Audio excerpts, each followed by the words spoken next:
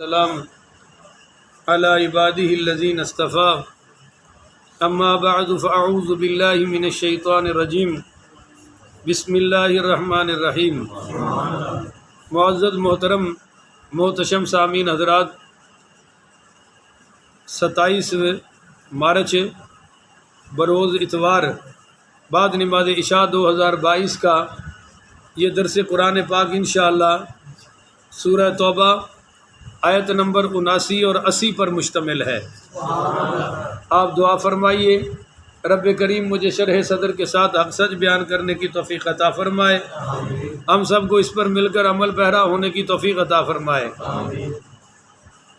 پچھلے درس میں کل یہ بیان ہوا تھا کہ منافقین کے نفاق پر اللہ تعالیٰ نے ان کے فَعَاقَبَهُمْ نِفَاقًا فِي قُلُوبِهِمْ نتیجہ یہ نکالا کہ ان کے دلوں میں نفاق کو بھر دیا، اِلَى يَوْمِ يَلْقَوْنَهُ اس دن تک جس دن اللہ سے ملاقات ہونی ہے، اور جب ملاقات ہوگی تو بِمَا أَخْلَفُ اللَّهَ مَا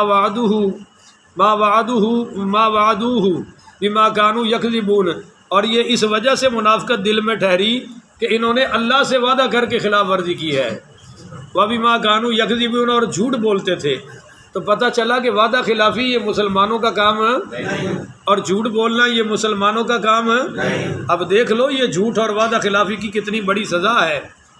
اور پچھلی آیت میں یہ بھی آ گیا کہ الم یعلموا کیا تم جانتے نہیں ہو، یعنی یقیناً جانتے ہو کیا کہ ان اللہ یعلم سرہم اللہ تعالیٰ تمہاری چھپے ہوئے راز بھی جانتا ہے، ونجواہم اور وہ جو چھپ کر تم سرگوشیاں کرتے ہو، چھپ کر جو میٹنگیں کرتے ہو، اللہ وہ بھی جانتا ہے، کیونکہ وہ ان اللہ علام الغیوب اللہ تعالیٰ خوب جاننے والا ہے سارے غیبوں کا۔ آج کی آیت بڑی کمال کی ہے اور انہی منافقین کی پٹائی کی ہے اللہ نے۔ اب دیکھیں کہ ایسی منافقت آج بھی ہے، ابھی تک ختم نہیں ہوئی، پر یہ اپنے آپ کو مسلمان کہتے ہیں اور کام انہی والے کرتے ہیں۔ کیا؟ الذین جو لوگ ریاکاری کا یلمزون الزام لگاتے ہیں متطوعین من المؤمنین فی الصدقات خوشی خوشی صدقہ اور خیرات کرنے والے مومنین پر۔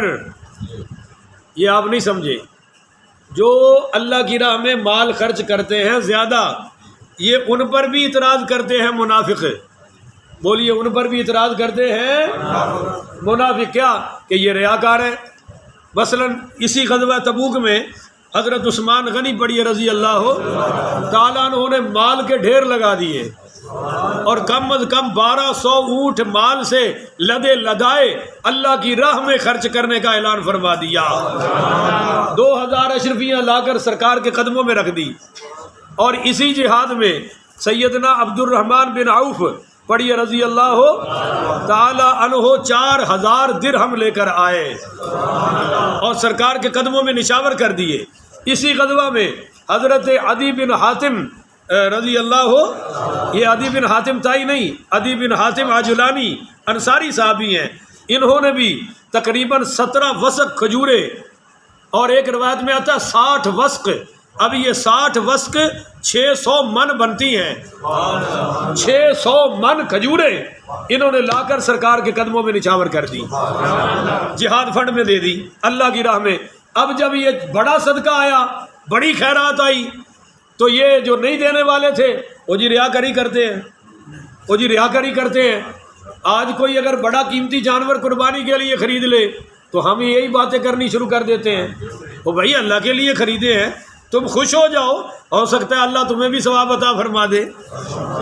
تمہیں کیا ضرورت پڑی ہے یہ الزام لگانے کی کہ یہ پیسہ بڑا جی، مال بڑا جی، ریاکاری کر رہے ہیں؟ ان فضولیات میں کبھی مسلمان کو نہیں پڑنا چاہیے۔ کسی کی بڑی قربانی دیکھ کر دعا کرے اللہ ہمیں دے، ہم بھی کریں گے، ایسے ہی کہنا چاہیے نا۔ جو مسجد میں بڑا پیسہ لگاتا ہے، دوسرے یہ بس جی ریاکاری کرتا ہے، وہ بس جی پیسے کے دیتا ہے، یہ کرتا ہے، وہ خوش ہو جاؤ، کیوں اعتراض کرتے ہو؟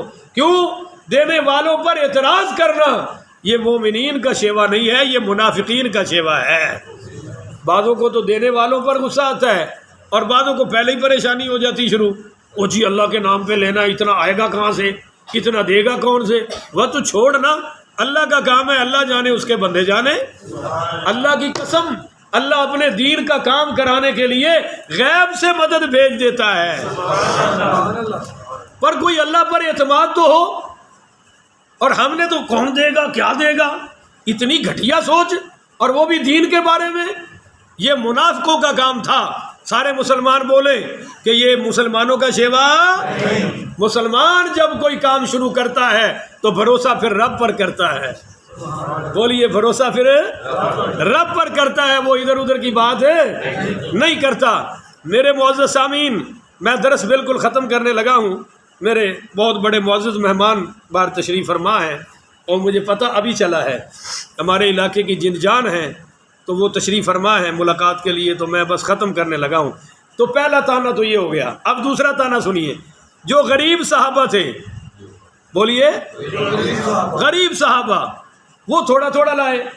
مثلاً ایک صحابی نے ساری رات ایک زمیندار کے باغ میں، وہ جس کو آپ کیا کہتے ہیں، گوڈی کہتے ہیں نا، وہ اس نے باغ کو سینچا، اور صبح ایک وسق کھجور، وہ جو تقریباً 3.5 سیر بنتی ہے، 3 سیر بنتی ہے، وہ لا کر سرکار کے قدموں میں رکھ دی۔ اور بعد نے اس سے بھی کم ان کو پاس کچھ تھا، وہ لا کر حضور کے قدموں میں رکھ دیا۔ اب جب وہ لائے تو اس پر بھی انہوں نے اعتراض کیا، والذین لا یجدون الا جہدہم، اور جو نادار نہیں پاتے بجز محنت و مشقت کی مزدوری کے، تو فیسخرون منہم، تو یہ مذاق اڑاتے ہیں ان کا۔ بولیے، مذاق اڑاتے ہیں۔ زیادہ والوں کو کہا ریاکاری کرتے ہیں، اور تھوڑے والوں کو کہا اچھا اینا کھجورا نال ہن جنگ جتنی ہے، نہیں سمجھے ہو، اینا آیا جڑیاں تسی 1.25 سیر لے آئے ہو، 3 سیر لے آئے ہو، ہن اینا کھجورا نال تسی روم نو شکست دین چلے ہو۔ مذاق اڑاتے سر، لو بھائی اس کی جھولی کھجور سے اب اسلام کا غلبہ شروع ہو جائے گا۔ تو یہ بھی منافقوں کا شیوا ہے، کسی کی تھوڑی خدمت پر بھی تان کرنے کا حق۔ اللہ کہتا ہے جب انہوں نے مذاق اڑایا صحابہ کا، اب یہ نقطہ نوٹ کرو، مذاق اڑایا، نہیں سارے بولو نا، مذاق اڑایا، زیادہ دینے والے بھی صحابہ اور کم دینے والے بھی۔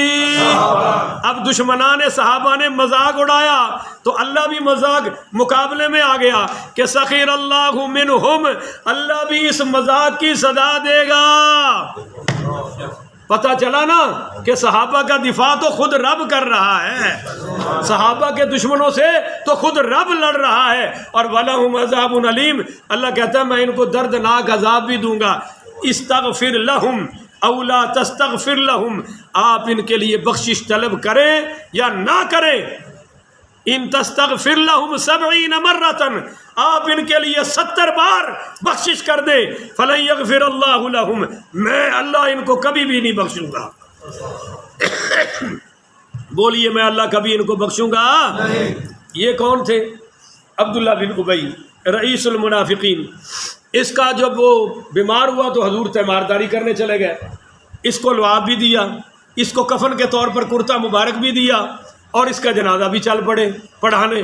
راستے میں حضرت عمر آ گئے، کہو نا سبحان اللہ، ہائے ہائے ہائے کیا عمر سی، سبحان اللہ۔ قیامت تک ہن کوئی ماں عمر تے نہیں نہ جم سکتی، عمر تے عمر ہی ہے۔ آ گئے، یا رسول اللہ تسی یہ جنازہ پڑھان لگے ہو، پتہ نہیں انہیں فلاں موقع تے کی کیتا۔ حضرت عمر فرماتے ہیں کہ میں بڑے جذبے میں نا اس کی وہ منافقت گنواتا گیا، اور حضور مسکراتے گئے۔ ہائے ہائے ہائے، اس وقت تک یہ آیت کا حصہ آیا تھا کہ استغفر لہم او لا تستغفر لہم، آپ ان کے لیے استغفار کریں یا نہ کریں، ان کو کوئی فائدہ۔ تو فرمایا عمر ابھی اللہ نے مجھے منع نہیں کیا، منع کر دیتا تو میں بھی منع ہو جاتا، تو میں رب کے کہنے سے ہٹوں گا، تیرے کہنے سے نہیں ہٹوں گا۔ حضرت عمر تو ہٹ گیا، پھر رب آ گیا۔ پتہ چلا کہ رب بھی عمر کی رائے کے ساتھ ہے۔ عمر جو فرشوں پہ بولے عرشوں پہ رب قرآن بنا دیتا ہے۔ اس لیے آج تک منافقوں کو عمر پسند ہے، مومنین کی آنکھوں کی ٹھنڈک نام عمر ہے، دل کا سکون ذکر عمر ہے۔ اللہ نے پھر اتار دی کہ محبوب ایک بار کیا ان تستغفر لهم 70 مرتن، آپ 70 مرتبہ بھی ان کے لیے استغفار کریں، فلن یغفر اللہ لهم، میں اللہ ان کو بخشش نہیں دوں گا. کیوں؟ ذالک بانہم کفروا باللہ ورسولہ، انہوں نے کفر کیا ہے میرے ساتھ اور میرے تم رسول یعنی آپ کے ساتھ ہے. تو جو آپ کا گستاخ اور بے ادب ہو، بولو ان کی بخشش ہے، ان کو جنت البقیع میں بھی دفن کرو، بخشش ہے. زور سے بول بھائی. وہ بدبخت کعبہ میں مرے، بخشش ہے. وہ مدینہ میں مرے، بخشش ہے. وہ جنت البقیع میں مدفن ہو جائے پھر بھی بخشش ہے، ہوگی ہی نہیں. اور جو سرکار کا عاشق ہے وہ امریکہ میں بھی مرے تو جنتی ہے، لندن میں بھی مرے تو جنتی ہے، نوشہرہ میں بھی مرے تو جنتی ہے. کو وڑ لین دیو، کسی نے بول لیا کرو. یہاں بھی اگر عاشق رسول مر جائے تو نوشہرہ دیواری ہوڑے ہو گئے ہو. اچھا، واللہ لا یہدی القوم الفاسقین، اللہ فاسق قوم کو کبھی بھی ہدایت ہے، فاسقوں کو اللہ ہدایت نہیں دیتا جی. فاسق کہتے ہیں جو اللہ اور اس کے رسول کے حکم سے باہر نکل آئے، اللہ اور اس کے رسول کے حکم سے. اس میں یہ سارے